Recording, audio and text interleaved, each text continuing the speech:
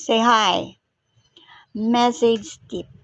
Ang mga bata mahilig sa computer, madalas hindi mo nakakausap kasi busy-busy sa kanyang laptop computer. Look, I'm going to say hi. He will not say anything because he is busy sa kanyang computer. Say hi. Say hi, Jejet. Say hi. You see? Busy-busy sa kanyang computer.